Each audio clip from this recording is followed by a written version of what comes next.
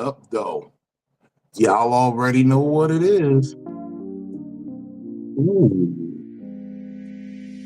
Yeah. Let's get the vibe right. Y'all know how we do. Your main fat man, Big Vino, in the building. I'm happy to be here with y'all this evening.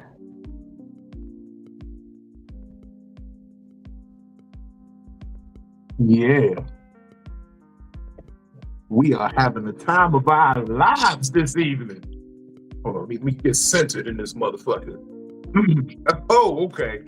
Hold on, I got too much light on my face. I don't like it. I feel like you're watching me.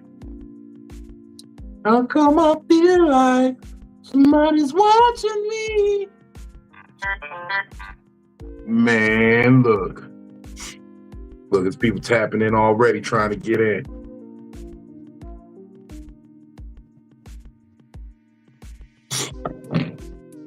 Man, look, it's Psycho-Babble. It's your main fat man, Big Vino. One of them days I have to decompress. Talk to my therapist today. And then I got a ticket by the police, but I didn't spaz out. I kept it cool. I only kept it cool because it's a black officer that gave me a ticket on Black History Month. So I was, I didn't trip out. I didn't crash out behind it. But I'm here. And I'm looking good. My leave out is looking good. Hairline looking sharp. Juno, get with me, baby. You could be here. Conflict, you could be here. Mike from, what was his name? Chris from Killer Chris, you could be here. I'm just fucking with y'all. Let me bring up my co-host, my panel, man. Shout out to the homie, man. What's good, Philly Phil? Did you just call out? Oh, no, you on mute. I'm on mute? Oh, you back. Okay. Oh, no, you good now. But did you just really call out 3 people from Instagram for their hairlines? Well, look, Conflict is right here. Shout out, my nigga. Oh. What up, Logan? How you feeling, baby? Round noonish, Gibson. Philly, we can't be. Look, we can't be discluding people and not call them out when they need a little hairline help. I'm trying to help the masses. And identifying the problem is the only way to fix it. Hey, Felicia. Hey, Felicia. Oh, my goodness. Conflict ain't that bad. Conflict ain't that bad. I appreciate him. He's not as bad as the other 2 you listed. Conflict, at least he found a good Kanglo to put on. He did. Oh, look who made it to the show. Hi, Philly. Hi, Vino. Hey, what's going on?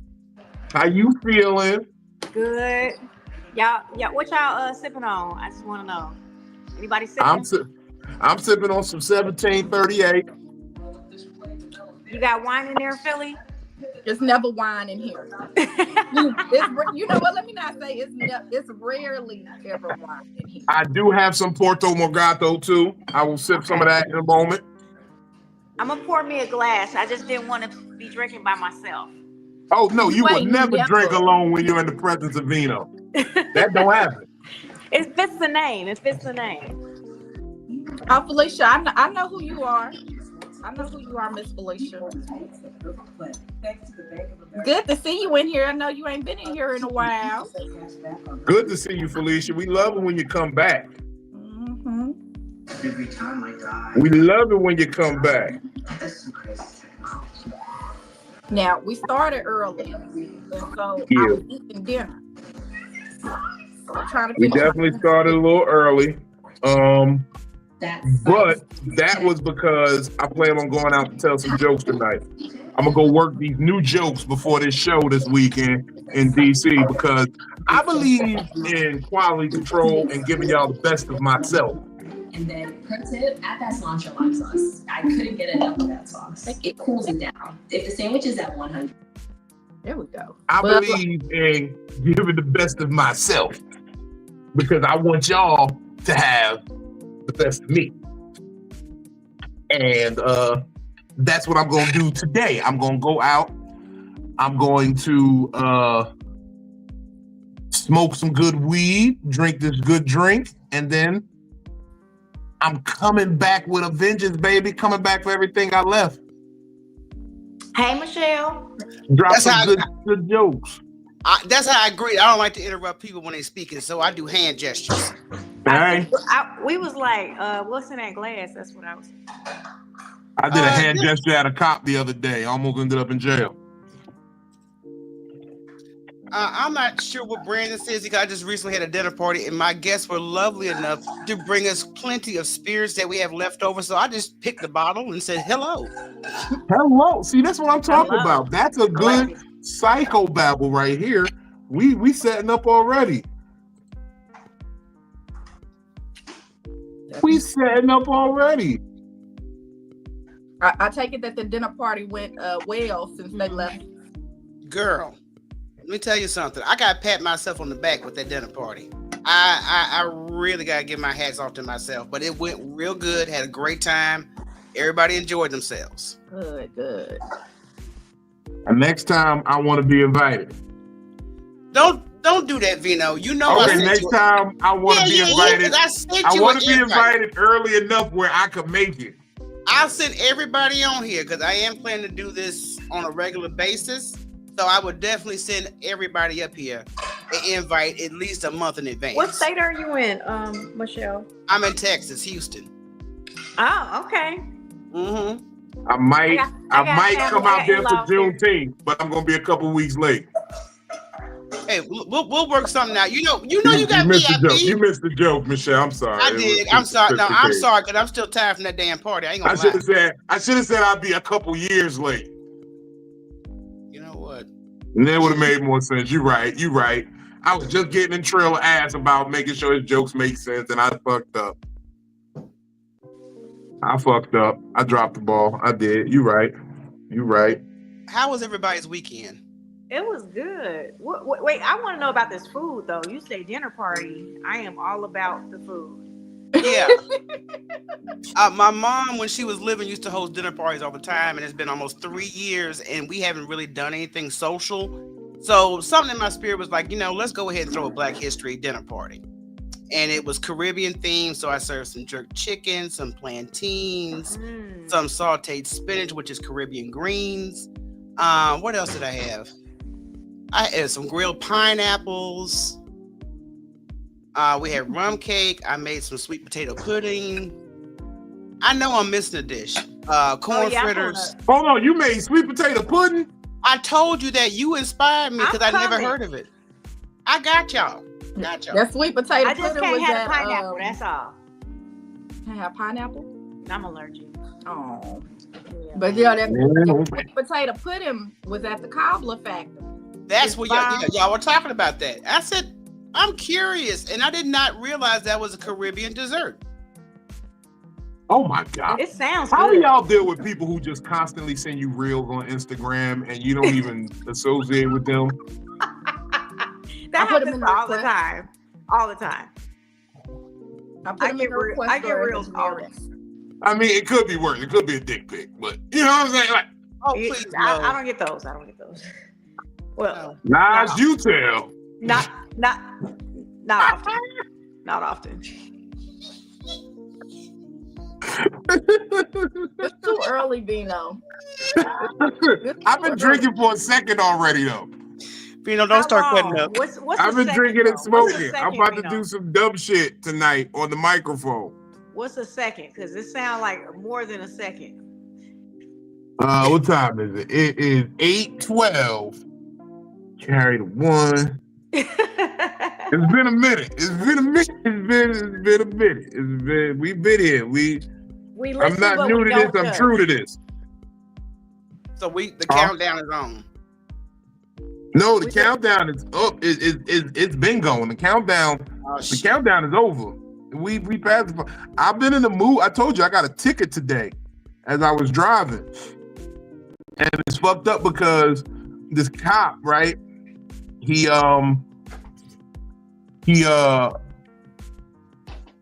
I was driving down this highway. I'm doing like 60, 65 maybe. And the cop is parked in the median. And somehow he sees my expired inspection sticker as I'm passing him at 60 miles per hour. I don't know how he sees it. I'm like, because when he jumped out, I'm like, oh shit, here you go. I put the blunt out. I'm like this, I'm putting the blunt on. I put my seatbelt on. I get my paperwork out. I'm good. I could do all this within a matter of 35 seconds. I could put the blunt out, air it out, put my seatbelt on, and get my paperwork, get my license and registration out, and have it ready for him before he gets to my window. Okay. Before I fully stop the car. I can have all this done. Okay. So I had it out. I'm like, yeah, officer, is there a problem?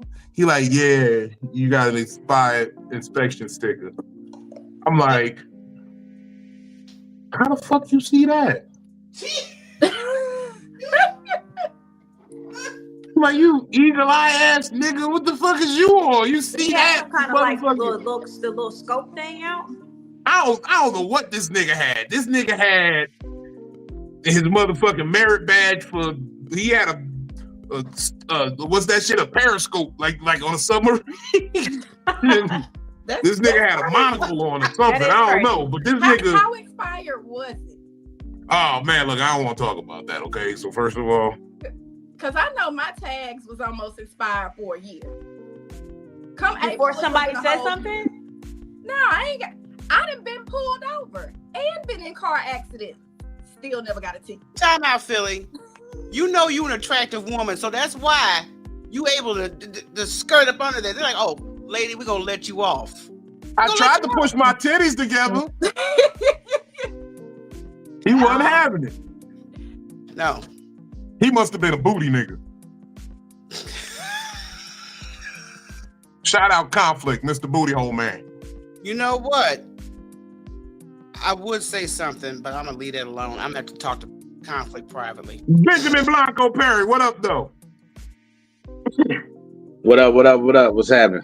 What's going on? Man, we outside till outside close. I'm about to make that my new saying. We outside till outside close. Don't say that, nigga. They been brought that shit back. Outside was closed for a couple years. Don't bring that back. I liked it when outside was closed. That's when I made all the money. I was an essential worker, so I made my part. All the other comedians were scared to come outside and get it in with y'all and provide y'all laughs. Not Vino. Vino was right there. Yeah, I can't do the virtual. Virtual's different. How y'all feeling though? What's going on? It's good, Benny. What's good? Nothing much. Just ripping and running, handling business today. Sitting in here with one of my homeboys smoking weed. One of my best friends. Word. Yeah. I ain't over there though. Yeah, buddy. I've been having to smoke solo last 2 nights since my sister's sick. I don't want no damn germs. I feel you on that. I'm like, we're gonna be solo tweaking for the smoking for the next couple of days. Niggas be like, oh, the fire gonna kill that. No, the fucking ain't. Not on this side of it. We ain't lighting the side you put your mouth on. That's a direct inhale right there. We not doing that. Right. My question is this: should I do this edible right now? No. What are you doing in 2 hours? He's been sipping for hours. No. I'm about to say. No. Last time you did that, you was on the dance floor. What? Wait a minute, dance floor with Niche. Oh no, that was mushrooms. That was the mushrooms. Okay, I thought that was edibles. That was mushrooms. He was singing, "It's hot in here." They was lit. They was lit. And he turned you got a lollipop too? So that's gonna slowly dissolve throughout the whole broadcast. Oh shit. Yeah. By the time we finish online, it's been kicked in on it. It kicked in. I didn't know that was shrooms. I thought that was edibles. No, they gave us so they put it was a mushroom, but it was a marshmallow. Yeah, because it looked and like it was like each piece, like if you do 4 pieces, you'll get a little buzz. If you do 8 pieces, you're gonna go on an adventure, and if you do more than that, you like a shaman. You gonna be on some like enlightened shit. Now I told everybody I only did 7 pieces, but it got hot in here. Okay, so I was lying. I was lying. I almost took off my clothes that night, if you remember. You popped your booty. I definitely popped my booty that night. It was some twerking going on. I ain't never seen. He did the booty. I ain't never seen that, but it was wild. Was that the photo? Was that the photo he put up this weekend? No, this was different. This was about last year. This was last year. Oh, okay. Yeah. That was something that only made it into his story. It didn't make it on a post, but it not on the page. Not on the page. It only didn't make it on a post because Niche was supposed to post it. I didn't post it because she said she was gonna post it. And she didn't post it. So what's up, Nonsense? It never made it. There's a lot of weed in this lollipop too. This tastes like straight weed. It does taste like that. It looks like grape. It is great, but it tastes like weed. So it's liquefied weed, just in a can. Okay, I got you. All right. You got one more person coming in, Vino? If they want to come in, I ain't stressing nobody come in. We can have a good conversation right here. I just wanted to warm up. You know what I'm saying? I'm talking. I was getting myself together. I apologize. I wasn't completely prepared yet. I was still rolling weed and getting my drink together and getting my legs up under me. Shout out to the nigga Trill. What's up, Trill? No, I'm just saying shout out to him because I was getting my legs up under me. Yeah, I caught that one. I didn't catch that part. Oh my god. Yeah, see, Rochelle said it. Rocky said it. He running late. How he running late with no legs? Rocky, you dumb. We're not gonna do that here without my nigga here to stand up for himself. Okay, y'all not gonna do that. Can we ever? You think we would be able to make it through with one Psycho-Babble without cracking any leg jokes on Trill? No, I would expect no less from us. No. We used to before he cammed up, y'all. So no, but I do want to talk. I do want to talk about some real shit today, and I really wanted him to be here because I felt like part of this was for him too. Like these topics aren't just for me. It's not just for when I be going through my therapy and my shit that I'm trying to figure out with myself. As far as where I want to be, who I want to be, and the type of man that I want to, present to the world. But I want everybody to be able to talk and everybody to be able to find something about themselves with it. And today I want to talk a little bit about it. I gave it away a little bit in the post. Ambition.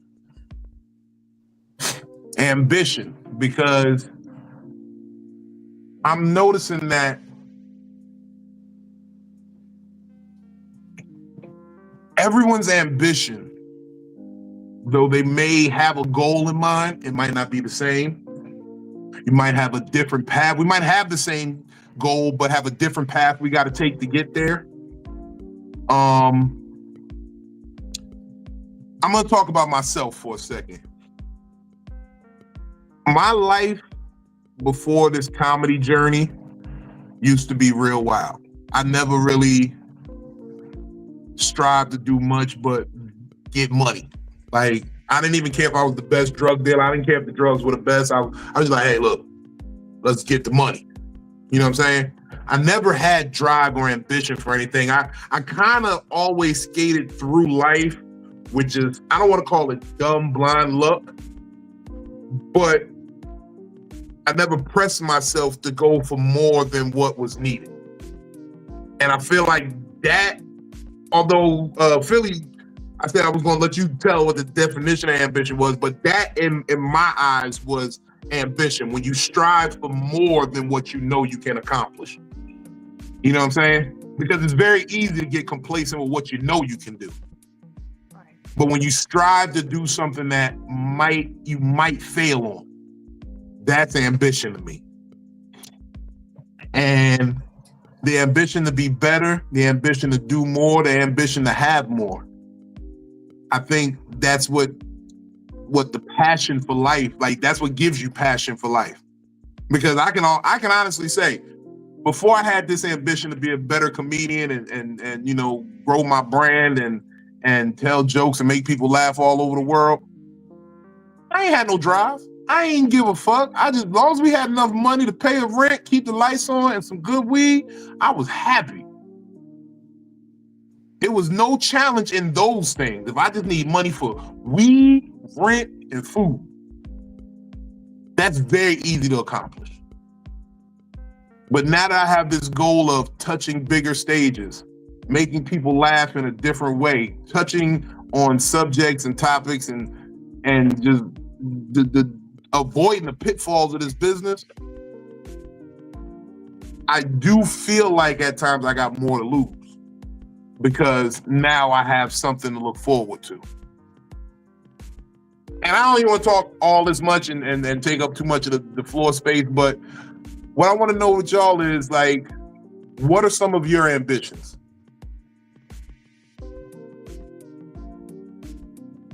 We're gonna touch a couple topics, but what are some of your ambitions? How do you feel like you are moving towards them too? Do you have an outline? Do you have a plan? Are you just making it up as you go? Have you really found what you're ambitious about? We got a specific order? Yeah. I mean, anybody jump in. You know how it is. So, may I interject? Mm-hmm. I have less than 2 years left to serve, so my contract is up in 2027, beginning of the year. So I am going to retire at the age of 44, which is good. So I want to do comedy full time and pursue that. But I don't want to work for anybody else. So I have been doing some day trading, and it's been very good. But not this week, because this week has been terrible. But I'm self-teaching myself and like watching videos, but it's a lot of money out here, and this is things that we were not taught like at a young age, like other demographics, and that's why they're wealthy. So I want to trade stock because that's money I can make while I'm walking around running errands. So that is what I want to do. That is my goal. So I want to be a trader, not a bad trader, a good trader, and do comedy full time. All right. I'm happy that you went ahead and stepped in because my laptop had went dead. So one of the things that we're going to try to do every week is find that little keyword and actually give a definition, because I know we've hit certain topics and people didn't know the definition behind it. So the definition of ambition, great job, is a strong desire to do or achieve something, typically requiring determination and hard work. So what are the things that you're doing to reach those goals? Watching a lot of videos, I'm writing obviously for comedy, writing a lot, and trying to better my skill set as well. So I don't do a lot of open mics because out here it's a little frustrating because everybody goes to the same open mic, so the feedback is not efficient. Mm-hmm. So it's kind of pointless to do that. But I know if I write a damn joke and I see right there though. Can I just jump in right quick, Kelvin, and say? I'm sorry. No, I just want to jump in right quick and say, you're learning already there. You have a plan because you understand that it's not conducive to growing by going to be around the same people all the time. Yeah. So. You're learning. The force is strong in you, grasshopper. But if I bust out laughing, if I write a joke, I know it's funny enough to get on stage and say it. Period. And that's it. The force is strong in this one. But that's I'm all sorry, I had to turn my camera off. I stood up and I'm sitting here Winnie the Pooh style. Oh, Christopher Robin. Okay.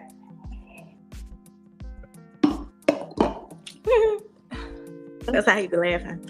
But yeah. You know, I started this live with a headache. You need me? I started this live with a headache, Vito. And I done had to grab my head too many times already. We only almost 30 minutes in, okay? We only almost 30 minutes in. I cannot. It's great. No, but I mean that though, Kel. You're doing great. I be taking it. I be really meaning it when I say, like, you see the sight lines, and you're starting to develop the vision of understanding. Hey, you know, some of these niggas they smoking mirrors, and they'll be at the same spots all the time. I seen. Okay, fun story without spoiling too much. There was an open mic where it's usually just a bunch of comedians. On this particular evening, this open mic, some patrons came into the bar and they began to enjoy the open mic that was going on. A few of the regulars at the open mic was like, I don't like all these people here. Let's do bad jokes and walk them off. Let's walk this crowd that we got at this open mic. They literally said this out loud. Let's do I don't like all these people here. Let's walk them. That right there shows you that everyone doesn't have the same goal. And that's why you have to protect yourself, because some people are self-sabotagers. They don't really want to win. They don't have true ambition. They feign ambition. They pretend like they have ambition. They pretend like they want to get ahead, but they're already like they're setting up their excuse for why they fail before they even start. We have a lot of those in our area, Kels. We have a lot of people like that in our area. They pretend like they want to do it, but they don't. Benny knows a lot of them. Yeah, it's a hobby to a lot of them. It's a hobby. It's something to do to hang with people that have friends. They don't really, they don't try to write new jokes, try new material. You know, that's pretty much what an open mic is for. Is that's, you know, a workout. You try new stuff, but what happens with a room full of comedians? If whoever's the head of their crew don't laugh or like you from jump, they're not gonna laugh at you purposely, no matter what you say that's funny. But if they like you, then you know, when I pop up in their rooms, I don't care how bad you try to hold us laughing, you're gonna laugh. But they will purposely not laugh at jokes from being upset that they didn't come up with it, being upset that it's you that said it. So yeah, you go here and there, but once you really got a good footing, you ain't got to hit open mics for so much. Once you learn you on stage and you comfortable with you ain't gotta go like that no more, you know. Or open your own room. That's what it took a while, but that's kind of what I do now to make sure I do something once or twice a week. I host my own room where I work on my material, and it gives other people a safe place to do their stuff, where it's patrons and performers, because a patron will go ahead and laugh. They don't know you. If you said something funny, they're gonna laugh. Another comedian, they probably salty that you came up with it and they didn't, so they gonna bite their tongue, they gonna fold their lips in, damn near plug their ears to not hear, or they gonna listen to it, not laugh, and then write something similar to it and say it on a night you ain't there, or say it somewhere else. So yeah, you know, if you've been bit by the bug, like he said, you already got the foresight that you're seeing the bullshit that motherfuckers be on. And there's a lot of it, gatekeeping and people not really wanting to put in the effort. Then you got niggas like me. You, Benny, because I know you're going to dance around it, and I've been wanting you to just say it. A lot of niggas just don't want to admit they not funny. Yeah. It's a hard pill to swallow. I'm not that funny pill. I only say it when they piss me off. That's when I be No, like, I he's say unfunny. I say it when I'm happy, so that they don't think it's just an angry thing. You can start doing that then. That's probably what I do. Some niggas just ain't funny, B. Oh, we got a special guest in the house. Hold on, because first of all, I got to introduce this nigga because this is my dog. This is my dog. Been my dog since the first day I met him. And I got the pleasure of working with him this weekend in Washington, D.C. at the D.C. Comedy Loft. And he is on his first nationally headlining tour where he's going around the country as the man. So I'm just happy to be with him. He tapped me on the shoulder and said, hey, come fuck with me in D.C. I said, nigga, I'm with you. We outside. So look, give it up for St. Louis's own Cameron Keys, man. Cameron Keys, what up, though? Yeah, what's good? What's good? What's How y'all good doing? with you? Everybody Man, good? we outside till outside close. Man, I'm gonna make this shit thick before the end of this episode. Man, no, you did a great intro, bro. I'm actually at an open mic right now, but I'm in like 4 people, so I'm chilling with y'all. Okay, okay, my nigga. Nah, we sit here to talk about ambition today, Cam. Okay. You know, I've been watching you work for a minute now, and I seen you come up like you. People don't know you've been in this game for a minute, and you're very, very young. So I already know it took a lot of ambition to get to where you are at this point. Yeah, absolutely. We just weighing in on ambition and what it takes to get to where you need to be, having a good plan. Sister Kells here was telling us about, watching whack niggas on the mic. She ain't say that. I'm saying I'm putting words in her mouth. He said that. I said that. But Cam know what it is, because Cam has seen some whack niggas. Me and Cam, hold on. I'm gonna take y'all back because this is a story Cam gonna laugh at. Okay. I go down there in Atlanta, right? Link up with Cam. Yeah. Right. I end up on the Secret Show at 1 o'clock in the morning in Atlanta at Old Smith. Right. Now, Benny, you know this person, light skin that used to be with Tori. Motherfucker, she was on the stage kicking other niggas' jokes. God. And I walked in, and the bitch thought she saw a ghost. And I was like, oh, you still kicking other niggas' jokes, huh? Hold on, you not being petty tonight and saying no names? God, Vino, I didn't know you was gonna say that. Because I know Cam don't want to co-sign and shit just yet, so I don't want to throw no name out there because then he gonna be in a bad position. Only because I haven't heard it. Maybe because I ain't know the situation, but but yeah, man, God, yeah. But Vino did come out here. We don't know because nobody said nothing. We don't know. That's what I'm saying. All I know is I walked into the bar. She was kicking somebody else's jokes. Good shit, Wait, bro. which Tory though? Which Tory? Which Tory? Man. All I'm gonna say is he needs to get with me on this hairline. He needs to get with me on this hairline.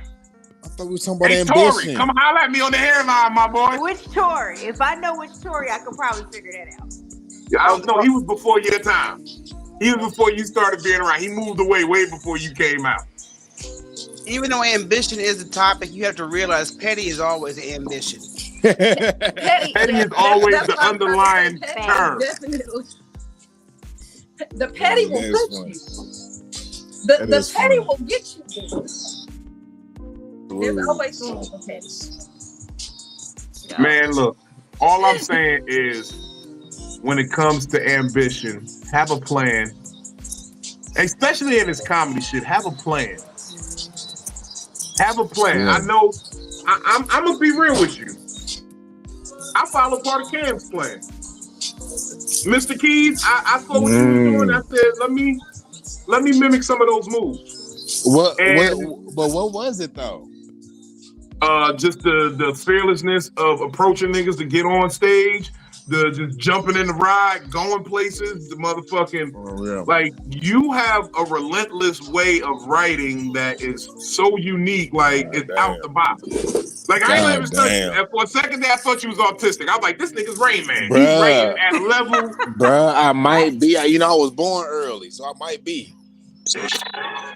I was like, but it's the way you write and some of the shit you come up with. I mean, I ain't trying to give away your jokes. Go see him. Come see us this weekend in DC. This weekend, come on, please, dude. Please, we need y'all in there. Okay, where y'all live? Y'all live in Virginia? No, I'm in Nashville. I'm in like Suffolk. Where is Suffolk at? What state is that in? Suffolk. It's in Virginia. Oh, it's Suffolk. Okay, like, okay, yeah. Like 3.5 hours. From DC? 3.5 from DC? Mm-hmm. Yeah, I'm in H-Town. Okay, yeah. That's too far. But if y'all can make it, man. Kels, take a ride to DC this weekend. Come fuck with us. What days are you there? Because I got a Friday and Saturday. So I got an event. Drew Sidora, I had already doing like a day brunch or something Saturday. I had paid ticket already. Okay, all right, yeah, go. Yeah. Well, come afterwards. Come to the second show Saturday. You can come after the day party. We already gonna be drunk. Yeah, I know. That day party is a day party. Thank you. I showed up at Kels at Roger Brown. Mm-hmm. She was drunk. If we get back into ambition, when I was drunk? When was I drunk? Well, Cam, I'm gonna mute you for a second because of music. All right, Phil, go ahead. When was I drunk? Oh, Kels, wasn't you drunk at Roger Brown's? No, I wasn't drunk there. Oh, okay. I thought them Kappas was trying to give you the cane. No, I just did one double that night. That was it. I can't do too much if I'm hosting. First of all, I just want to say between Philly and you, women who do doubles make me nervous. Philly, you be doing doubles too?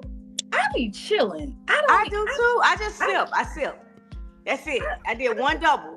I don't even like taking shots no more. You know what I'm saying? Michelle, is that bad? One double? No. I mean, I understand. Hey, I'm about to get on stage. I'm gonna hit y'all right. All right. There's nothing wrong with breaking the ice with an icebreaker. And if you need another icebreaker, pull out the ice pick and chop another shot. I'm gonna say though, but you gotta watch Michelle as well. Why? Because I know for a fact she also has a pistol. X. And I feel like she's a Jack Daniels drinker.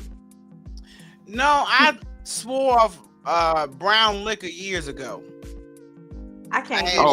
It was so bad for you had to swear it off. Well, that's how I got pregnant. So that's that's enough.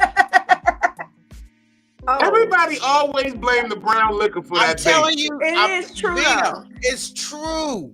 It is true. I am a witness. Now, when I was doing clear liquor, I had more common sense. I had my buzz, but I had common sense. That brown liquor is the devil.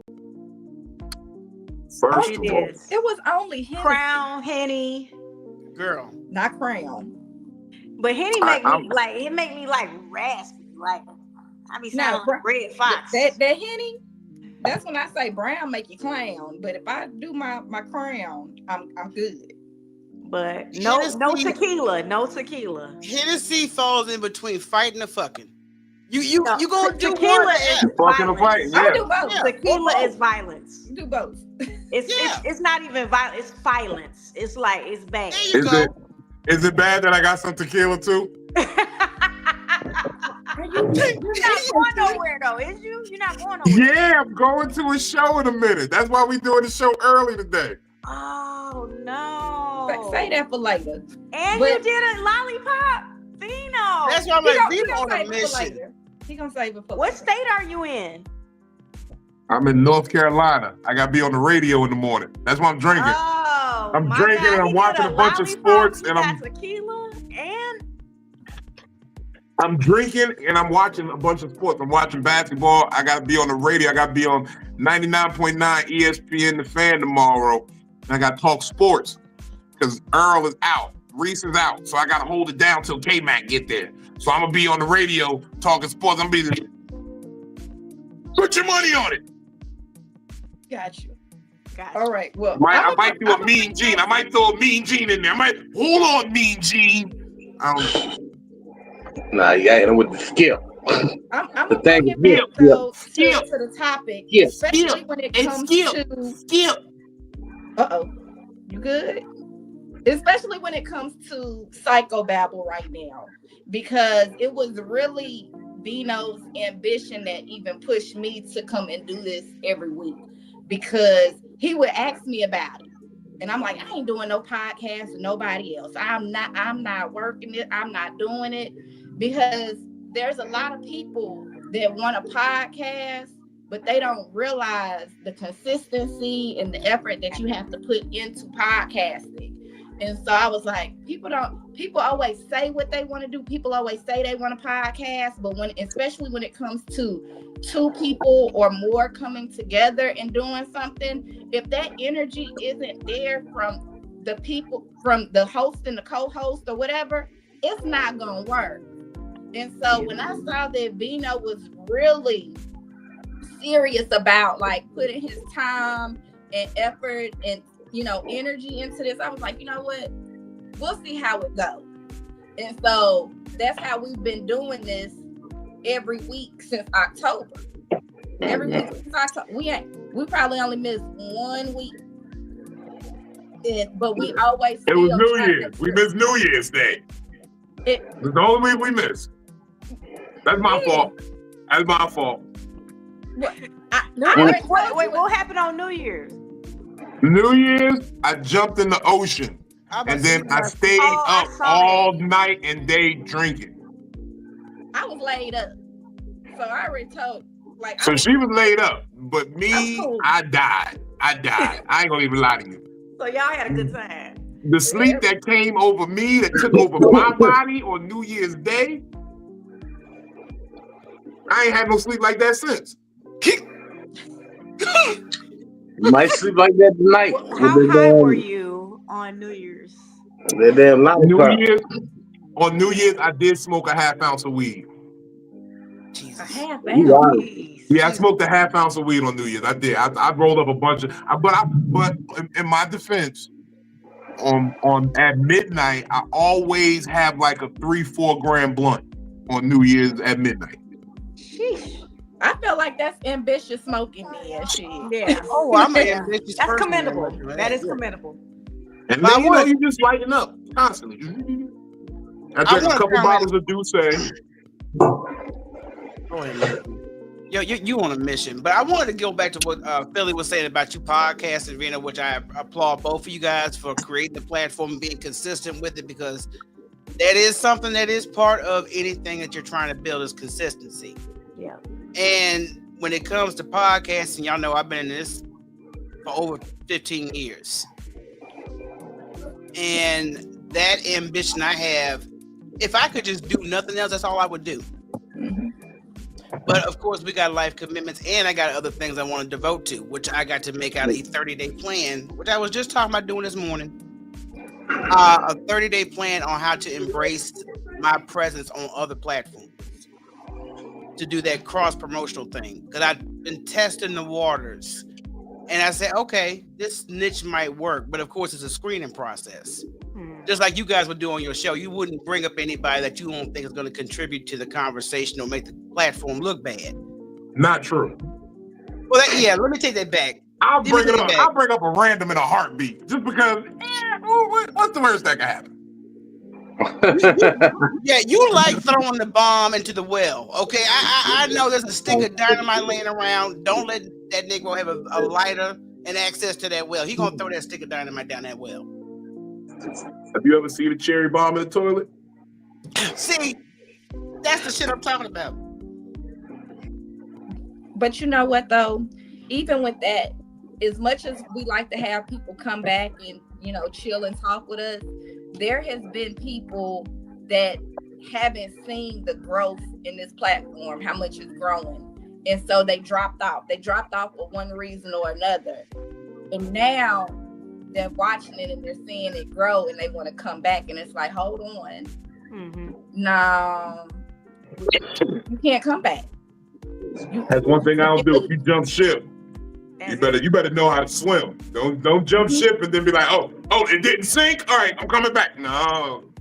Pretend it's so. Pretend it's a lot of people don't see the vision that. Okay, hold on. A lot of the stuff that the vision that Vino has behind the platform, a lot of people don't see that yet. And just because it's not talked about with them, because you're not included in the conversation of the vision, you don't think that there's one. So it's a lot of stuff that we talk about behind closed doors, and I get to see what the vision is, and I get to go along with it. And like I said, like his vision pushes me, like his ambition pushes me to be here every week, because I wouldn't do it. Yeah. I've turned down podcasting platforms many a times. So, but you know what, Philly? The thing about the choice of doing this, I think, stems from you and Vino's foundation of friendship. Because you can get on any podcast, but you may not have chemistry. Yeah.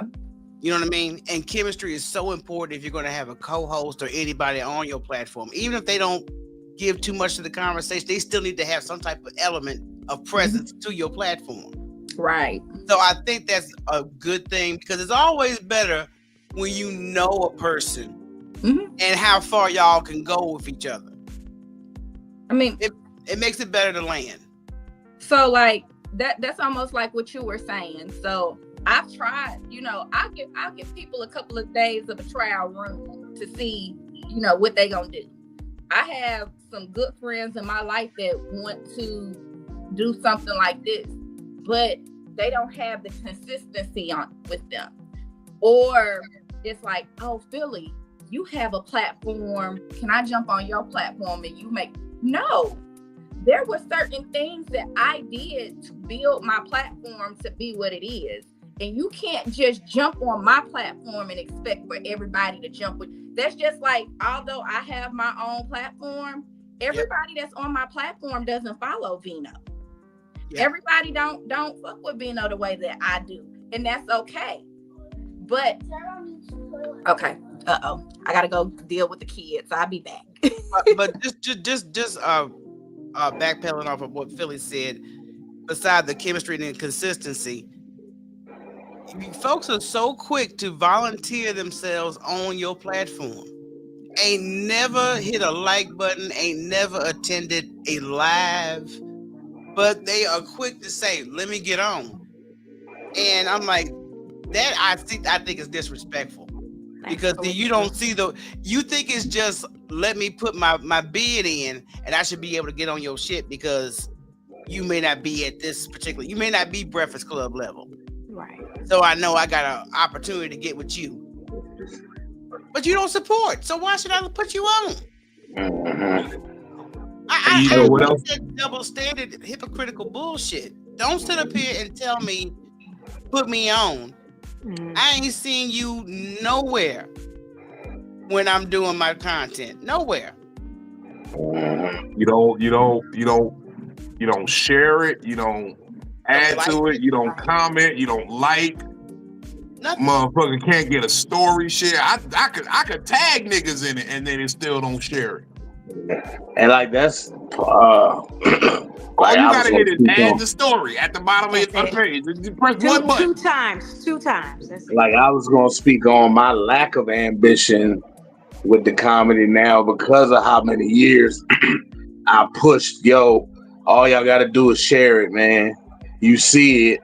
All you gotta do is you hit the button, hit this button, hit that button, and you're done. Like for years, because I used to share everybody's shit.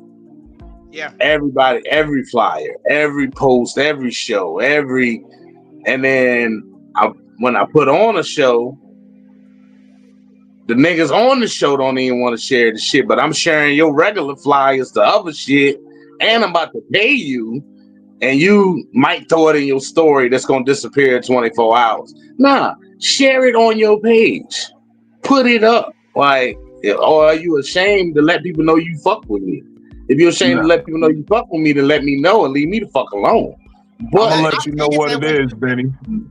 I'm gonna let you know exactly what it is, because I've been peeping, and I hate to be right about this, but I am. Niggas don't want to win. They need that. Again, it goes back to the self-sabotage and building in a backdoor excuse for yourself on why you failed.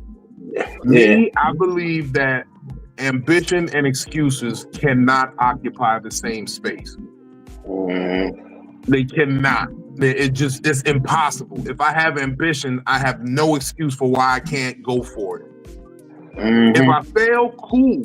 But I will not fail because I left something on the table. I'll fail because something was fucked up in the system, or maybe even if I gotta look at it and say, I just didn't have it today.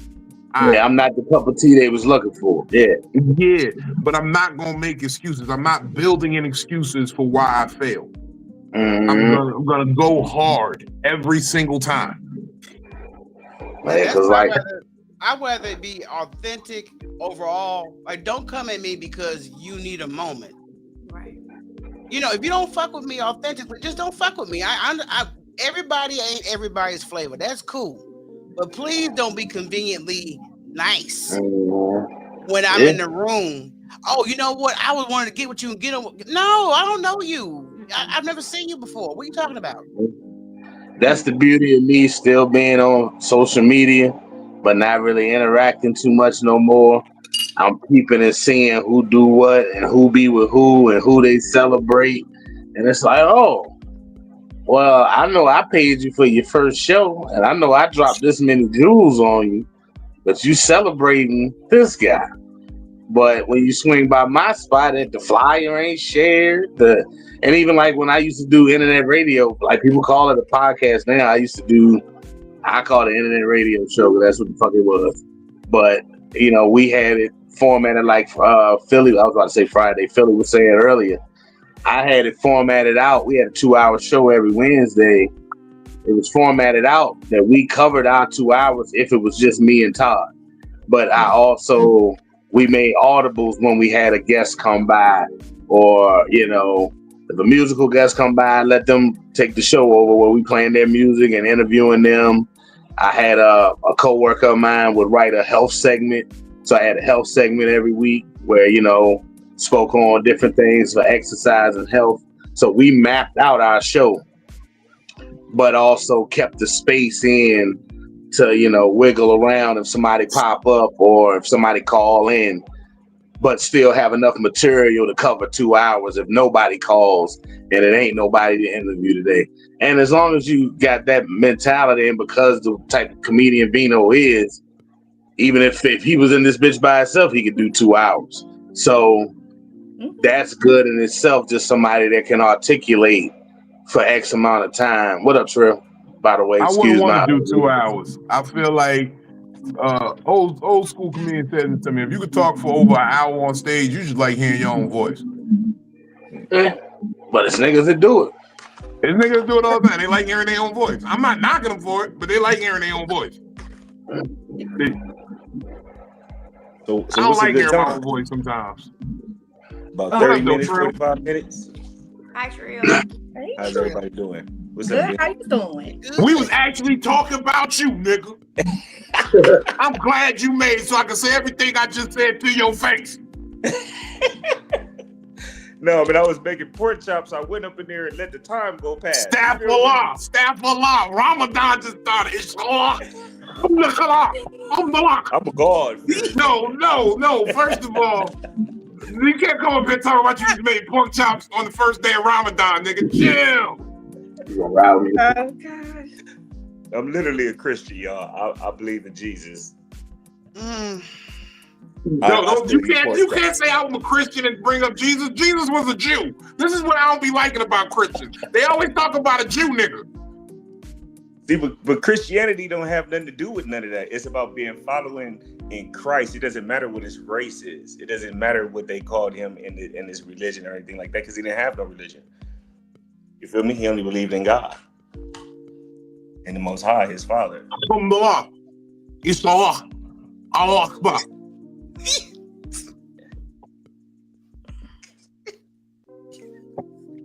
So what I'm you just say? saying, I'm a man of many cultures. I've studied all the religions trying to find the truth. We're 30 seconds in, and this is wild already. No, this is not wild. I'm just asking that you just look. First of all, every Ramadan, Vino, you special, yo. I observe a true day of fasting with my Muslim brothers. I'm not Islamic, but I do observe a day of fasting just to show them that I support what they're doing. I understand what they're doing. And although I can't, like me, even if I was Muslim, I gotta pass because I'm diabetic, so I gotta eat. You know what I mean? I can't go the whole day like, no, they're that serious. They're shit for them. So it's like if I really was Muslim, I could eat during Ramadan. I gotta bring you back, Bino. I gotta bring you back. Cause Kiss me alive, my clap, my king. About goals, y'all. You only have so much time, okay? So do you believe that when you're over ambitious without a plan, being over ambitious without a plan, where do you think that sets people back to, or does it help? Or I know that some people don't need a plan. Some people they just run. They think of it and they run off of it. But then you have some of those people that if they don't have a plan, it just all falls off. Everything is scattered everywhere. Have you ever been ambitious without a plan, and what was the turnout? Okay, so honestly, to be real with you, yes, I have been ambitious without a plan. And while that is not the most optimum way to operate, it can be done, but it also negates itself because if you're doing it right, as you're operating without a plan starts to formulate and you start devising a strategy that works. And then you say, okay, let's stick to this plan. You see what I'm saying? Mm-hmm. So eventually you still end up with a plan. It's just you improvise that plan. But it takes reading, recognition. It takes knowing how to motherfucking navigate a room properly, seeing the pitfalls ahead of time sometimes.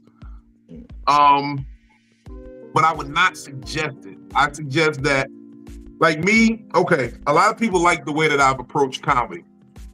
But I was reading Dr. Bryant, and he says things like, you know, drug dealers are some of the most versatile businessmen and entrepreneurs on the planet. We've taught ourselves logistics, we've taught ourselves inventory, we've taught ourselves supply and demand, we've taught ourselves marketing strategies, we've taught ourselves mad different shit. It's just that it's a bad product because it's illegal.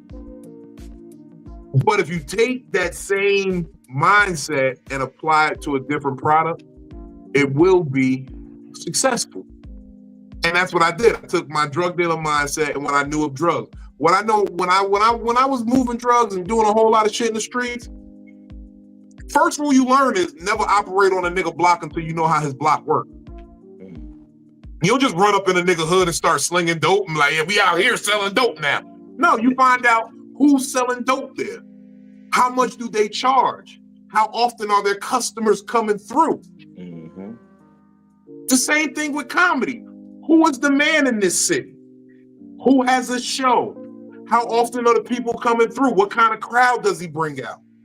Let me gear some product towards that crowd. You feel what I'm saying? So that's how I approached all the shit. And I just started applying those mentalities. That's why I say I call it perfecting imperfect mentalities and practices. Y'all say it's pimping. I'd say it's perfecting imperfect mentalities and practices. I like that. So if that's applied to coochie, it would be the same thing? If you apply it to anything, it's the same thing. If I want to know how to sell motherfucking stocks, I need to go learn who's selling stocks where, what they do, how they motherfucking, what's the price of stocks, what trends should I be looking for? The hedge fund investors, I'm following all of them. Exactly. Mm-hmm. You wouldn't go into a game and not mimic the nigga who's successful. That's crazy. Yeah. That's crazy. Right. And I do believe, as a disclaimer, that he's only talking about the successful hustlers. If you know you've been going to jail and you ain't got past no 3.5 or nothing like that, like, don't take this advice. This is not for you. Like, this is not for them type. Like, you don't hold the mentality structure to get what he's saying. Because it's way more failure drug dealers than it is successful ones. Yeah. Honestly. And that's But why you I'm know, trying to get you right, Trill. That's why I stressed to you about the things to do as far as this comedy shit. Word. We're going to get you right. See, you need to follow Kels. You and Kels need to get together. Kels, write him a pamphlet out. And she gonna be like, I told you, you better get down to it. If you don't get this, you know what I'm saying? She gonna turn into a I don't army even talk drill like that, instructor on me. He wants you to talk to him like you his drill instructor. Oh. no, I want you to talk to him. No, that's how Trill want her to talk to him. Oh, That's how I get it. She wants you to. I'm the put nice on officer. your uniform and I'm the drill nice it in. officer. that's not gonna work, Kels. He got to be kicked I'm and a Care cursed. Bear. I gotta be kicked and cursed. Tell him Do again. you understand? Michelle. My dad told me years ago that men don't appreciate it when you too nice. You got to kick and curse them sometimes. Yeah, that does happen now, but I ain't no pushover. But I kicking and don't. I cursing, choose Kels? not to. I choose not to be most of the time. 8%. My mama's favorite thing to say to me was a soft ass. What did she say? A hard head make a soft Nigga ass. soft ass. I was Soft one of them. behind. Well, my mama actually used to say, a wet pussy and a dry purse don't mix. But that's a different day. That's a different story. That's how she used to pimp them bitches back in the day. She's like, girl, wet pussy and a dry purse don't mix. You know, come on over here and get this money with me. Yeah, That's what she used to say. that sounds like my What am grandma. I supposed to be showing him? I don't even know. Trill probably been doing this longer than me. Nope. I'm just favored. Don't worry about my time. Y'all No. got the same I'm page. not saying it like that. I'm saying it. Look. Somebody told me that in comedy, your comedy class is roughly 5 years before you and 5 years behind you. In that 10-year gap. Y'all are comedy peers. Word. Can I pose a question to the panel about the ambition? Do you think sometimes when we have ambition for something that we may overwhelm ourselves so much that we discourage ourselves from doing what we have a mindset to do? Absolutely. You couldn't, because like I find myself, I got talents in other departments. I want to touch all of them, but I can only really put my energy into one passion at a time. Yeah. Because if I spread myself too thin, none of it's gonna surface. No. So I'm overthinking stuff sometimes when I'm thinking about, okay, I need to write this book, I need to write this script, I need to get this podcast out, I need to do this, do that, and then you like focus, because putting too much on your plate ain't gonna get you there quicker. It's not. Yeah, that happens with me a lot because I'm a crafter. So like I make shirts, I do party planning, decorating, and things like that. And I remember when I first bought my Cricut, I thought that it was gonna be easy. Like, okay, I've been watching these videos on YouTube. I'm gonna know how to do all of this. And I got my Cricut and I sat down in front of it and I had my program open up on my computer and I was completely lost. And so I had party decorations I needed to make along with the shirts and everything else to and I was like, I can't keep on doing this. Like I really did when I first started getting into party planning and decorating and shirt design and stuff like that. I had so many things coming to me at once. I was like, you know what? I can't. I overwhelmed myself. I did not have the team that I thought I would have behind me to help, because at that point I needed a team to come in and help me decorate these rooms. I had already made all of the designs, but I needed people to come and help me set up, and I wanted to do it by myself. And that's hard. That's hard to do, because I mean, just with this recent dinner party I had, and I had weeks to prepare, which I did. I planned accordingly and shopped accordingly, cooked accordingly. But still, when you put like you said, Philly, presentation is everything. So even if it's just at my house, it needs to look a certain way. It needs to have a certain vibe going for people to enjoy themselves and for me to feel proud as a host. So it can become overwhelming, because you'll find yourself not only having the support you thought you had, but then you're overthinking shit. And I also think that's another thing. You have to pick the people around you a certain way. Like me, I'm something like a pimp. You feel me? I always know how to see what a person's best attribute is in the situation, and I'll help them enhance it. You know what I'm saying? What they call you, Rolly Mac? No, man, they called me 2 feet on them, 2 feet on their back. You feel me? On the real, I just come up. That's put because my you be feet on riding the her back. piggyback style because you can't walk. That's what I'm saying. I just roll around with my feet on their back, and they hold my feet, and I'm rolling behind them, and I'm talking my talk. Trill. I'm sorry. I going meant on to right keep now. this serious. Say Let me stop. I don't mean to distract. Let's keep it serious. I'm You sorry. gonna get me started, but you know what I'm saying. What I was saying was though, with your team, like I always feel like I'm not gonna have the support, so I'm gonna do as much as I can in every area. But so I'm gonna make it easier for the people that's around me, and I do believe that with ambition, you do have to have a plan. If you have ambition and you don't have a plan, either you don't know where you are right now, you don't know your strengths, you don't know the things that you have to offer. You know what I'm saying, and you have to reflect on that, regularly. As you age and things of that nature. You feel me? And then not only that, you have to look at the resources that you have that's around you. Like a lot of people don't do that. Like a lot of people, like when I go to people, I ask them like, what you do, man? You feel me? I start a conversation with them and I figure out what it is they do. And depending on what you do, I might just put your number in my back pocket. You know what I'm saying? So I can have a resource because I don't want to be like, I'm a visionary. I can see the future, but I might not be prepared now, but I know somebody who can help me and prepare me. You know Can what I I'm ask you a saying? question, Trill? Yes. Okay, so I'm assuming, and this is me assuming, you can correct me if I'm wrong, because I'm gonna do this with everybody. I'm gonna assume that your ambition right now is to be a better, well-rounded comedian, to break into this comedy game, right? Right. Can you tell me one thing you are actively doing daily to make this a reality? You're writing. I stay in contact with people all the time. Right now, like I said, I keep people in my back pocket, right? So what I do is I make sure I stay in contact with new businesses, things of that nature, because I see where we're going. I know what my resources is doing also, right? So I'm gonna stay prepared. So on my side, like I got extra comedians up under me. You know what I'm saying? And I'm looking for comedians that's better than me. You see what I'm Now, saying? when I you keep say that, pushing what do this. you intend on doing with these? Like, how is this actively We opening helping up you? a bar. We opening up a view out here. So me, like most people, I'm a visionary. So I never see like I know that comedy for me is just a stepping stone, right? It's just a way for me to get my voice out there.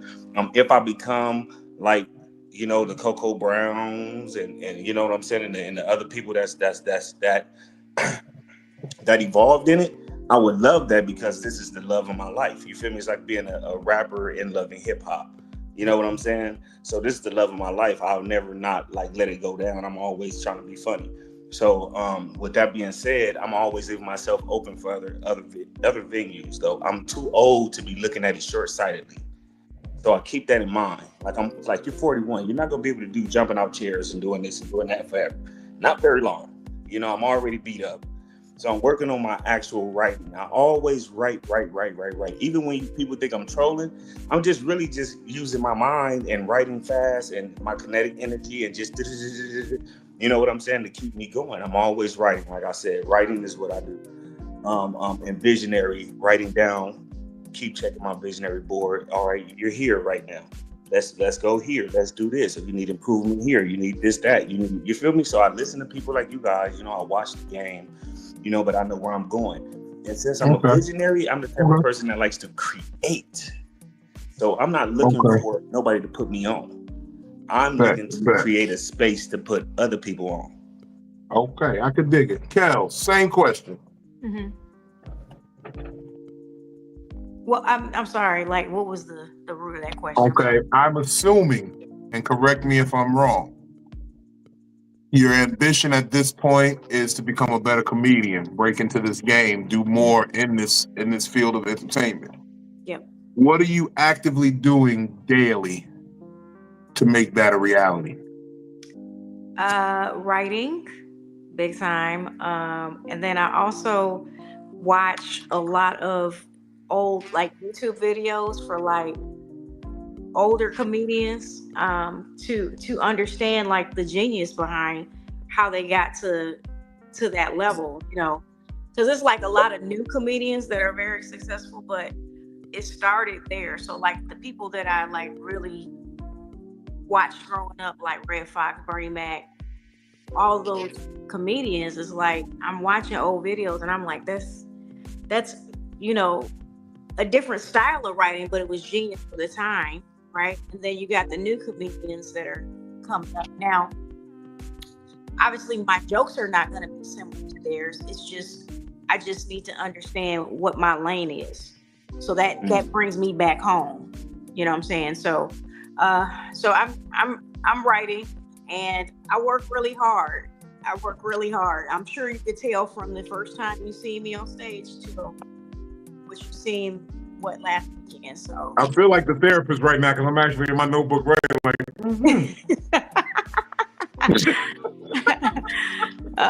so yeah, to get better. And then I network a lot. I don't ask for anything. I go out to shows if I can make it, to meet people, and I don't ask for anything. I don't ask, but I do surround myself with other successful comedians so I can understand the game that they're doing. Like when we watched when Skeet Carter was here, he's selling wine. I'm like, oh my God, that's genius. You know what I'm saying? That's some good wine too. Shout out my brother Skeet Carter. Vino Rico. And then you're doing shirts and other things, right? So I'm just watching the types of merch and all that. I'm actually in works with a sex toy company that Philly. Remember a long time ago I told you about the nah. It's coming soon. They got it in the works. So that those type of merch has to support the dream, So I'm watching the business side as well. Make my head hurt. I think that's important too, watching the business side of things. Because I'm not really watching other things either. I'm really watching the business side.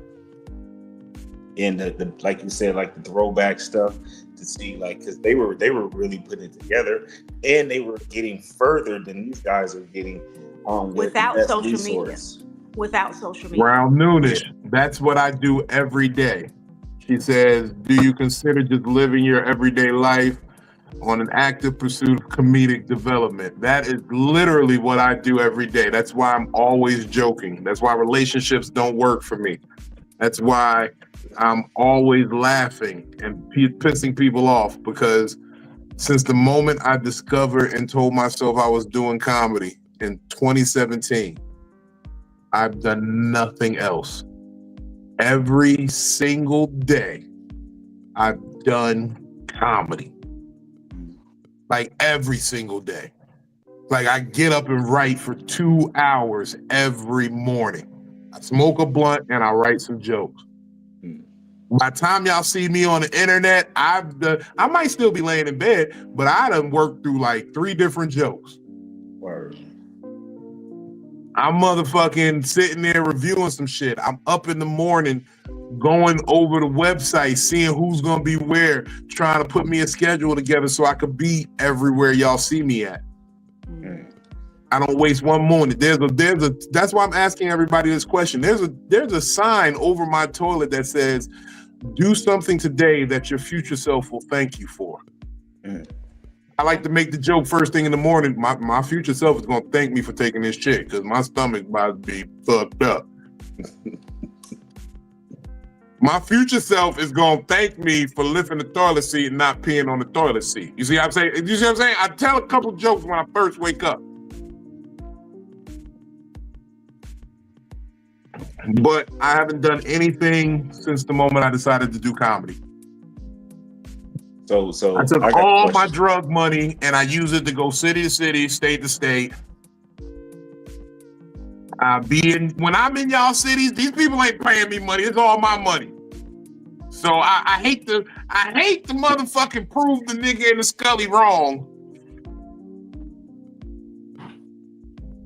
But I don't gotta count niggas' money in the dark. I'm in the light. You see what I'm saying? I'm over here in the light right now.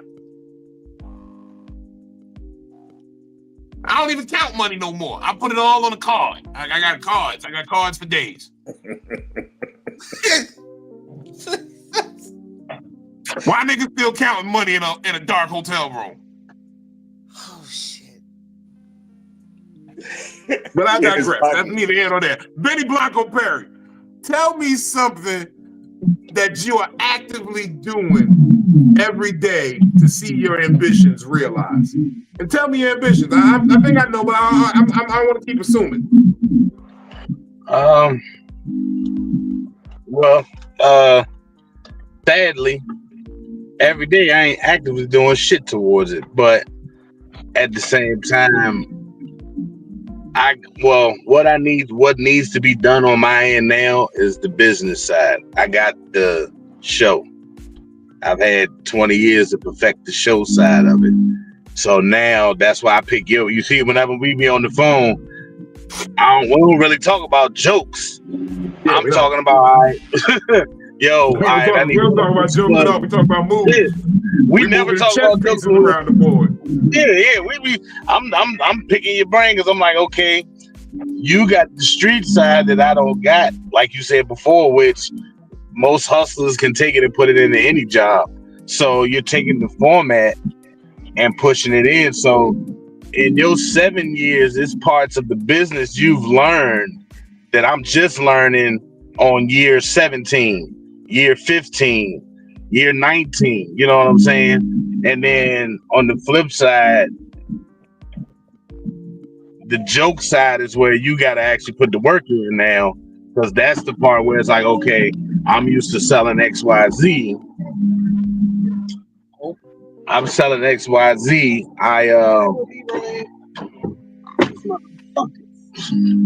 Y'all say hey to Brooklyn. Hey, yo. Bro. What's up, These Brooklyn? motherfuckers with this goddamn job. Motherfucker ain't even here yet, and it's fucking 9:30.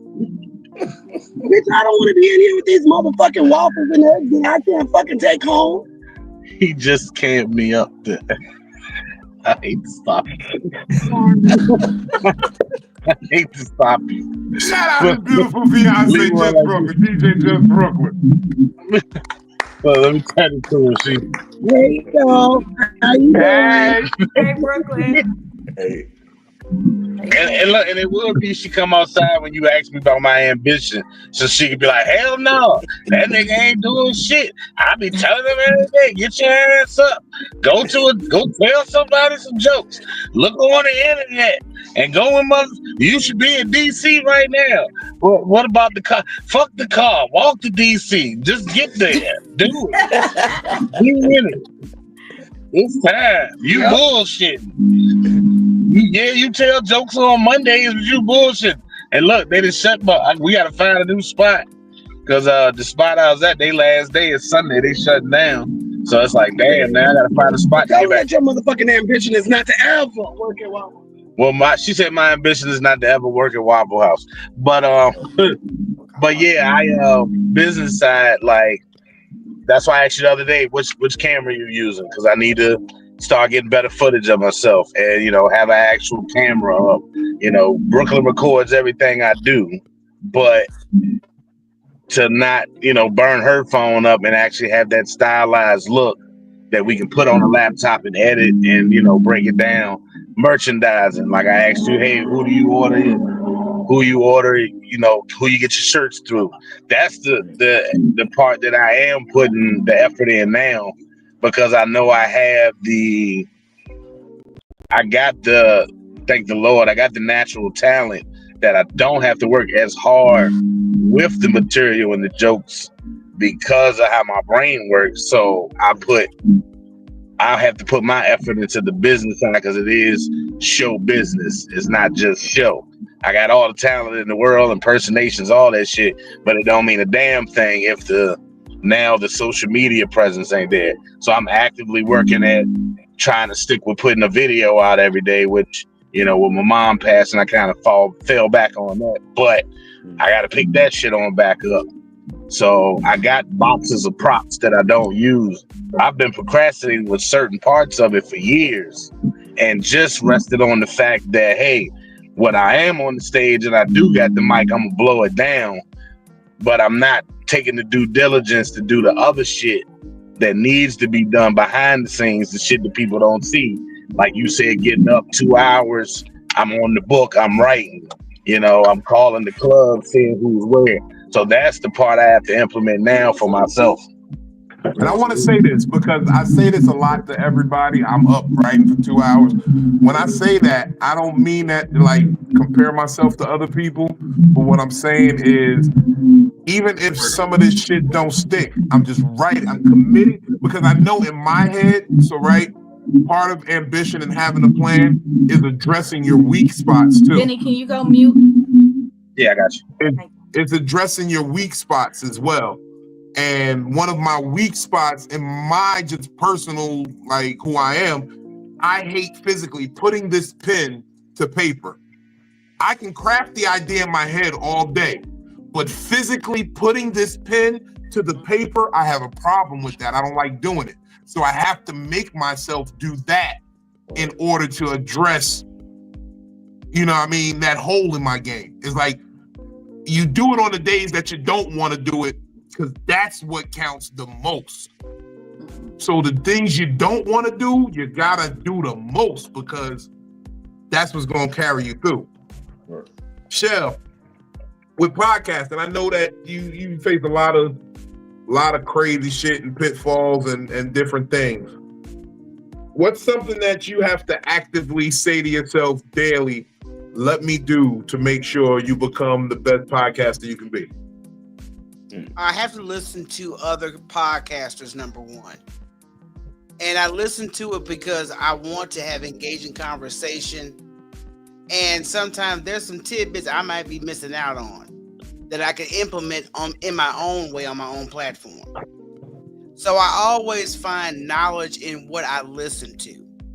Taking mental notes. Oh, I like the way they intro that segment. I like the way they had that type of musical sound effect. So I'm learning. And I just started listening to the Just Hilarious podcast, which like I said, I wasn't even aware she had one, but I started listening to it today. And she's not everybody's flavor, but I respect the production. Well, yeah, she got the paper behind it for good production. Yeah, she got good production. Yeah, she got good production. So even if I'm just by myself behind here doing production, I still need to take production notes. I still need to learn where I need to implement sound effects. I still need to learn how I need to do intros. I still need to learn how to land sponsorships. So I'm taking daily knowledge on an everyday basis. I even start my day off with writing in my journal. I write in my journal every morning on what I'm thankful for, so I can at least start my day on a positive note. I don't know why when you said you started your journal, I heard the Moesha music when they be like, I just heard the Moesha music. I don't know. Hey, it could be Moesha music in the background, but that's the moment I start my day and say, thank you for this, thank you for that, I'm grateful for this. Because today, Daddy bought me a Saturn. You know what? I wish I could write that in my journal. But until that day, I'm going to say thank you, because gratitude is something that we don't really take advantage of. You could be in so much worse situation and you wake up every day complaining about shit, you know, and just like, what more is that going to do for me? Yeah, I know we all need to vent. I understand that. But if you harp on venting all freaking day, not only are you going to drain yourself, you're going to drain the people around you that's trying to support you. I don't want to hear that shit all day. I got my own shit on my own plate. That's why I only call Philly events 2 times a week now. 2 times. But you know what, Vino? I would say, I know just with our conversations, there's certain people you don't mind conversating with more than that time period, because you know the tone of the conversation is not going to be a waste of your time. So you both, because I know when I talk with certain people, when I get through talking with them, I have got some new knowledge, some new notes, and I maybe have got some laughs in the mix, which is always going to be part of a conversation with me, at least. I'm going to find a way to put a joke in there somewhere. Right. So that's just me. I'm just striving every day to study, see how I can do better. And that's why I'm going to take this. I'm challenging myself in the month of April for 30 days to market myself to other platforms to be a guest. And I'm doing that for cross promotion. And like I said, I have no problem if I vibe with the host. Hey, it's time for you to come on my platform now. I think that's really shallow when we should be helping each other like that. And okay, you had me on your platform. Let me do common courtesy and have you on mine. Exactly. Hey, just to say something real quick, Miss Michelle. Hit up. It should come up under Cara Presley or career cheerleader. Check her out in RVA. Because she can probably help you get a leg up with that. She's tapped in with a lot of different podcasts and things of that nature. She's like a Red Table affiliate, with Jada Pinkett. So like when Jada, yeah, but I knew somebody was gonna do it. But right when all that was going on, Jada brought a lot of different ladies out to the house to do like a Red Table function thing, and she was one of the participants. So she's like an affiliate, but she does that where she intertwines with other podcasts and different things that are going on. So she should either be on the career cheerleader, but her real name on like Facebook and Instagram is Cara, Cara Presley, and you can tell her I sent her your way. Yeah, she cool with the motherfucker. Yeah. I was gonna say, you know, Carl. Yeah, I just blacktop with her. I appreciate that. I just had a conversation for later today. We're gonna be doing cross promotion.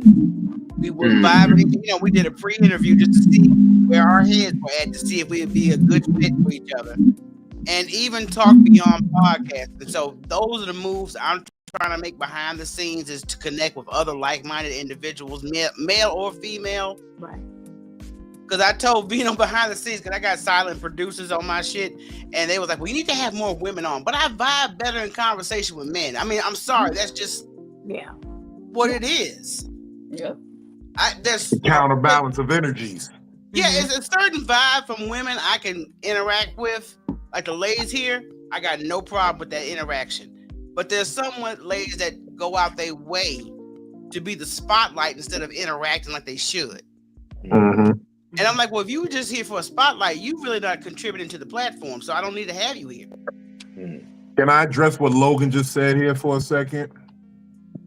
Where he said, also write affirmations and manifestations for the day, for self and the world. And I want us all to try and exercise right now. Because this is a mantra I like to go through every morning. This is outside of high hopes, I know. But can we all just take a moment and just breathe in and just repeat after me? You're a paper chaser. You got your block on fire. Remain in a G until the moment you expire.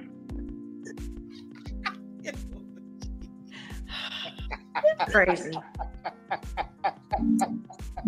Y'all don't do affirmations. Y'all not with the affirmations. No, the affirmations. Yeah, I know what it is. That's my brother. That's Sister Tail. You already know we got to speak this shit into existence, baby. You know what it is. You made something out of nothing. You handle your pen. Sister Kales understand. Can I get a whoa day?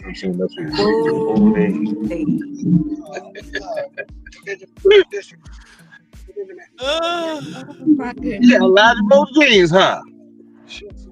Hey, Philly. I don't even pretend to know what and assume what your ambitions are. I know that you aspire. You are a great mother, but you aspire to just be a great mother and just make sure the family is right and make money.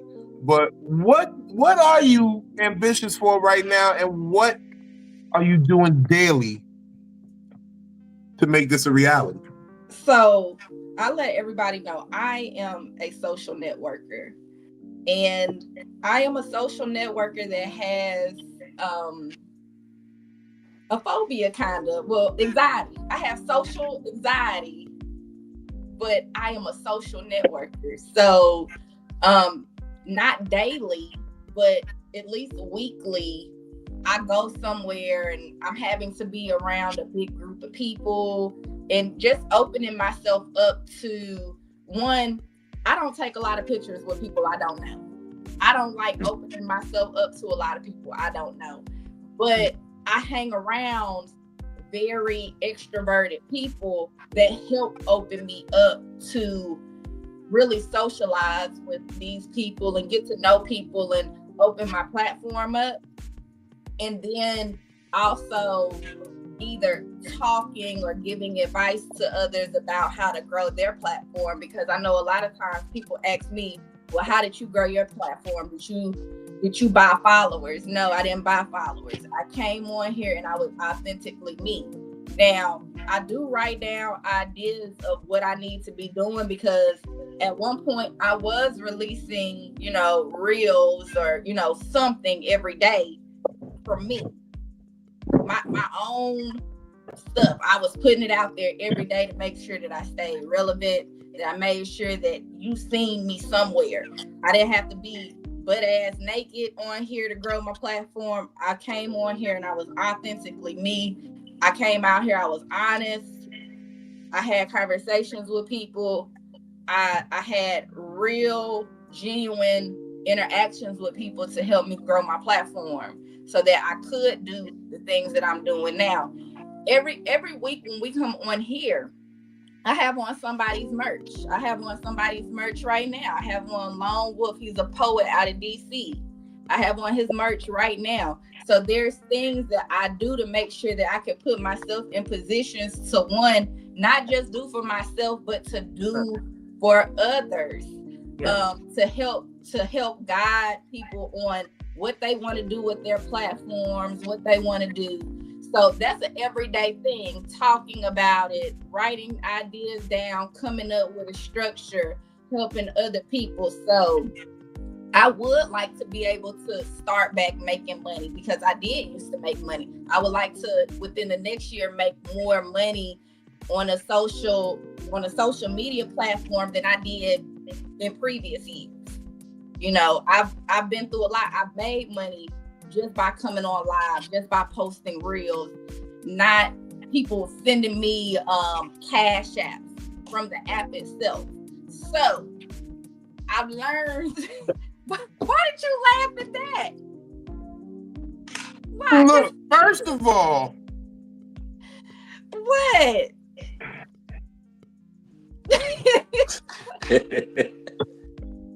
What I do? I didn't say nothing. I want to be able to build It's my a telephone. platform to a point where I can help others as well. And come up with different plans on how to help other people. Because that's what, if anything that I've been in life has been somebody that helps other people. I want to get to the point where I can give to people's telethons. I want to be to that point too. I haven't seen the telethon in a long time. At all. Oh, you just got to tune in to, it's at comedian Jake Staley. Oh, Lord. He calls it. You want to see a telethon? This nigga's like Jerry Lewis. He will take his hat in his hand and say, "Please give. I'm on a nigga's couch. I'm on a nigga's couch. I came to LA to become a star, and they got me walking up the stroll. Help me, please." All right. We gonna go ahead and round this thing out. Wild. Oh my God, I'm going to hell. But it's gonna be so fun. It's gonna be so fun. True. Tell me what you got going on, baby. Oh man, y'all already know me, man. I'll be on the Black Fuse Network at the end of every month. Man, right now we're working on getting more and more comedy for you guys up here in the high desert, man, where we're gonna have something going for you guys. It's not gonna be an open mic, it's gonna be for people who's really serious about their craft, really serious about the music, really serious about the comedy. You know what I'm saying? Also, Trill got merch. So Trill always got merch. You know what I'm saying? Hit me at comedian_Trill on Instagram or Demetrius Dupree on any other network. You can also see me on YouTube at California Trill TV. I'll let your boy. Thank you guys, and I appreciate you guys. Yes, sir. Talk to me, Benny. Go ahead and sell it. Hold on. How the fuck? Oh, you switched it back. Yeah, we what I got coming up? For the City Friday. Got that Friday. We bounce between two venues with that now, so we'll either be at Divine or we'll be at Rico's Lavish Lounge. Once I resend this video, I'll be out in Charlotte soon, but I ain't gonna speak too much on that. I like to have my don't worry about that. I sent some video that I had of you. Oh, you found one? Yeah. Like that's what I said. That's the part I gotta get tight is back. I had a car get repoed and it had my camcorder, dog. I told you that on the phone the other day, and I had maybe 11 years of footage of just 5 and 10 minute sets, and all of it went in the bag. So I just been avoiding buying another camera, and now I'm over the sadness now. So it's like buy another camera, get back to business. I had B-roll footage from like New York, Chicago, all the stuff I did all over the country. All that footage is gone. So I've been hurt for like 6 years behind that, because that's jokes that I may not ever think of again just because I didn't go back and look at none of it. But yeah, I've anniversary show coming up soon for the City Friday. Got to find a new venue for Wilds. Mic check Monday. Hopefully that won't take too long. And we got to get together with the Fat Nigga Friday Comedy Brunch. That's what I got going. Next time, can you do it in your Biggie impression voice? I got the Fat Nigga Friday Brunch on deck, baby. Fat Nigga Friday Brunch is on deck. It's gonna be at Peabody's. We got the carafe. You gotta get a carafe. The carafe, you're gonna feel like a giraffe. You're gonna, so eucalyptus leaves like a panda bear. So we're gonna do the Fat Nigga Friday. It's gonna be me, Big Vino, Will Wright. That's gonna be amazing. You know what I'm saying? They loaded nachos is delicious. You get a whole lot of paws meat on your nachos. So we definitely Peabody's Kels tore down last time she was there. It's fun every time. You know what I'm saying? It's a great crowd. A lot of steps. It's hard for a fat nigga to get up there, but we're gonna do it. That's the trip. That's the trip. Shout out my brother Benny Blanco Perry. Thank you for stopping through the spit out. Yes, sir. Kels, talk to us. Why does it keep going back to Benny? I think it likes you, Benny. It It really just keeps going back. I don't understand this. It's been on you the whole time. Yeah. It's been on me the whole time. Yes. For real? Yes. Yeah. No, I see something different. Oh man, this is crazy. Hold on. Maybe I just need to do it here. I keep seeing it coming back to me. Yeah. Okay, there we go. Let's try it. Oh my God, what is going on? Are we good? StreamYard is having some technical difficulties. No, it's Is it on Cal? You don't see Cal's right now? I see your picture. Oh, we see you, B. Okay, we are having technical difficulties. No. Now I see me. Now I see Kels. It's back and forth. Yeah. Your sidebar is random. Because I had my mic muted, so it ain't because I'm saying something where it's switching back to me. Mm-hmm. You didn't hit the button too many times, Vino. That's that fucking mushroom lollipop. That's what it is. That's what it is. Okay, you did. Is it Cal's? Yeah. So Cal's, talk to me. So no, it's because I'm working off my I'm working off my computer and my phone at the same time. Oh, because every time I hit mute, it go back to me.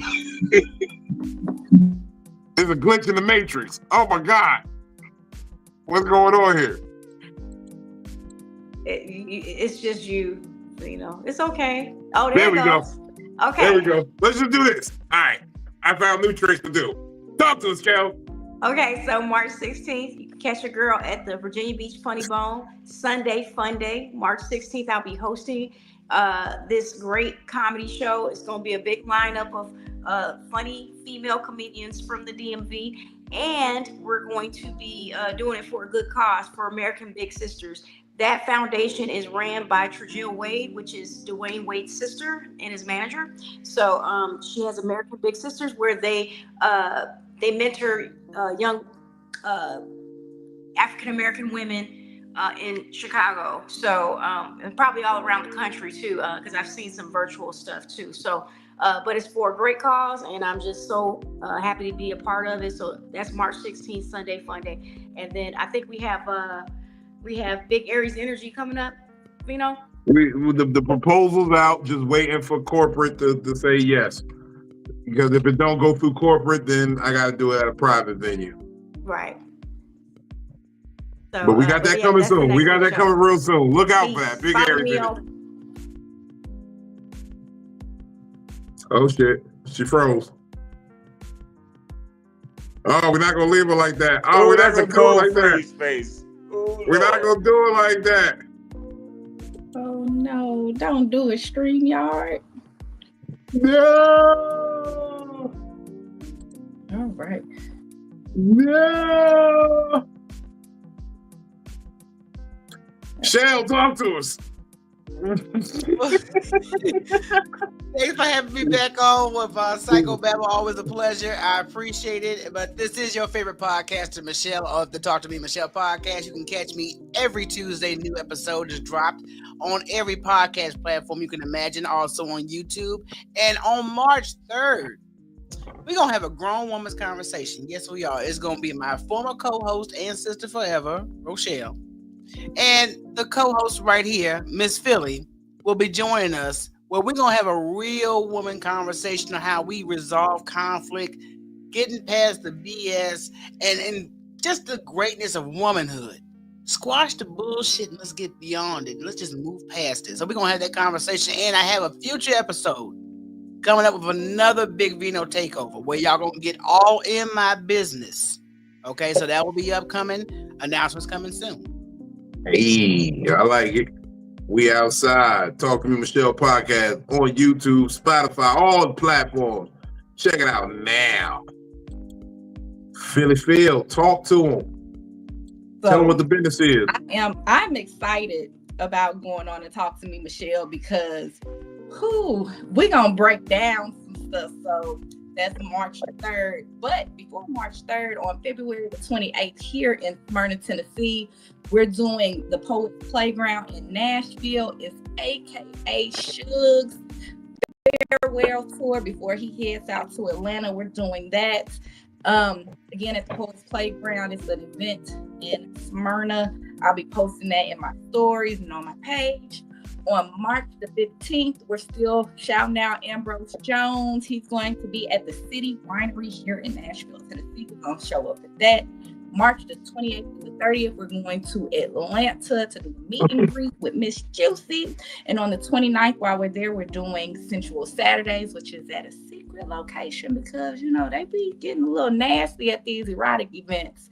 And then I need y'all to keep in tune with me because I'll be going to quite a few places with Logan. He's there in the comments. We got a couple of dates coming up. We're going to be in Memphis, a couple of places here in Nashville, going to Birmingham.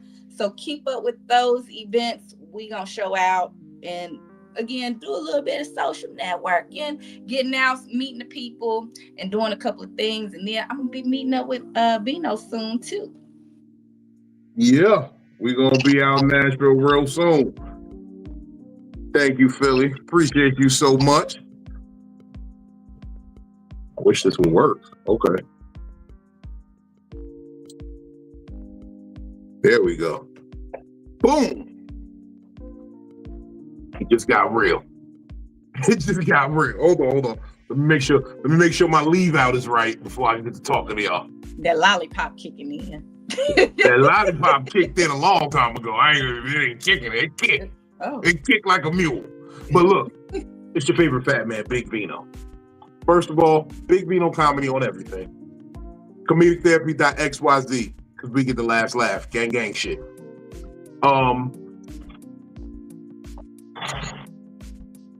This weekend, we're in DC. DC Comedy Loft. Now, I don't want to sell this like it's some big shit, but it's kind of a big deal. I've never had a bad set in Washington, D.C. I've never once have I not given you everything I got in D.C. Okay? So there's that.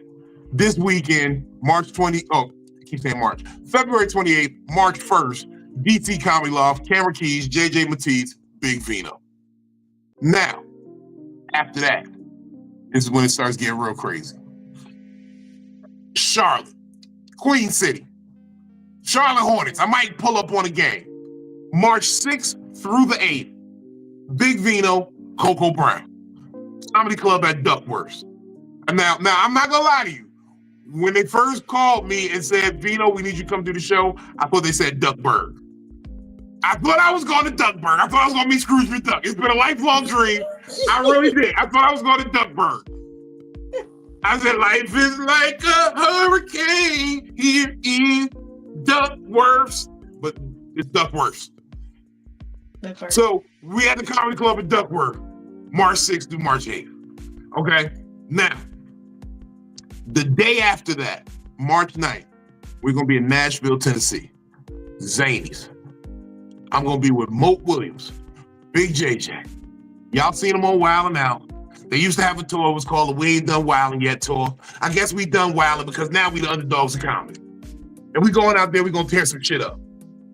And you know what? I love coming to Tennessee. Every time I come to Tennessee, I learn 2 extra steps to the line dance. I only learn the line dance 2 steps at a time. So Philly's gonna teach me 2 extra steps. Don't worry, I'm not gonna look drunk and confused like Crank Lucas was that day in that one video. I'm gonna get it. Gotcha. But Nashville, we out there. Zanies, March 9th. The greatest rapper of all time died March 9th. And I'm gonna be in your city. Fuck with me. Look, there's a lot more dates coming up. We got comedy brunches all over the place. We got the Fat Nigga Friday comedy brunch. We got comedy brunches coming up and down the East Coast. Man, look, what I'm gonna say is this. Fuck with me. Everything I do is official. I'm not gonna give you no half-ass shit, and I don't run telethons. I'm not gonna ask you for nothing and not deliver. If I'm selling it, it's really for sale. You don't buy t-shirts and not get them here. Everyone who had the High Hopes t-shirt in the comments, thank y'all for your support. I was happy to put that in your hand. I was happy to send that to you. Okay? Let me just say that. I'm surgical with this shit, Jake.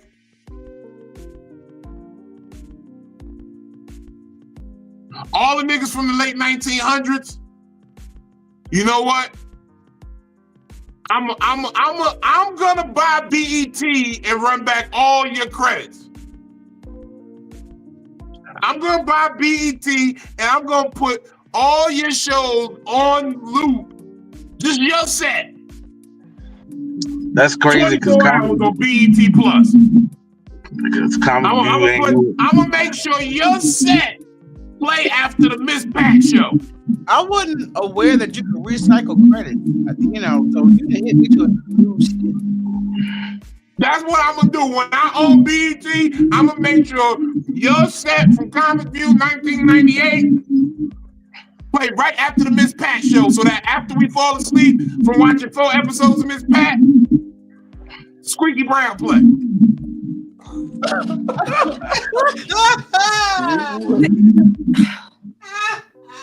I don't want to be. See, look, you remember like back in the day when what was it called? BET Uncut. Uncut.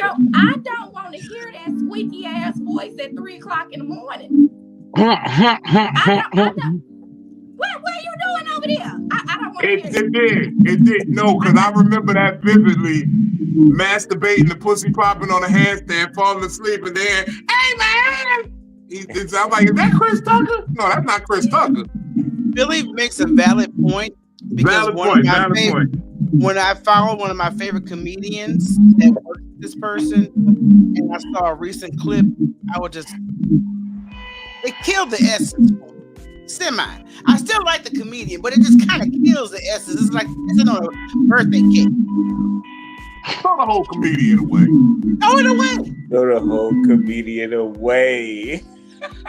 Throw it away. Throw the whole comedian away. Listen, I don't want to hear a man at 4:00 in the morning. See, somebody sent me a joke, right? And at the end of the joke, it said, I got fucked. I don't want to hear a nigga saying I got fucked at 4:00 in the morning. Yeah. Hold on. Okay. This is the last question. This is what I want you to go out on. This is what I want you to go out on. Would you rather hear that voice say I got fucked at 4 in the morning or receive a video call of that person naked jerking off at 4:00 in the morning? The phone call. Phone call. No, I don't even want the phone call because listen, the phone call went like, you want to see what that video did to me? What if he had on some nice socks? What if he had on some socks like these? Oh, the high. I don't want it. I don't know. Go ahead, just put it on there. I just turned it off. Oh, y'all didn't know I could lift my leg that high, did you? You needed help. I told you I do yoga every day, niggas. I'm outside. Till outside is closed. It looked like 3 midget hands was up under there pushing your leg up. I don't know what was going on. Thank y'all for tuning in to Psycho-Babble. We had a good time tonight, man. I'm about to go tell these jokes. I'm warmed up. I think I'm sufficiently warm. Y'all have a good night. I promise you this, though. Smoke weed before you wake up to give your day high hopes. Hello. So my lovely panel, my esteemed panel, peace.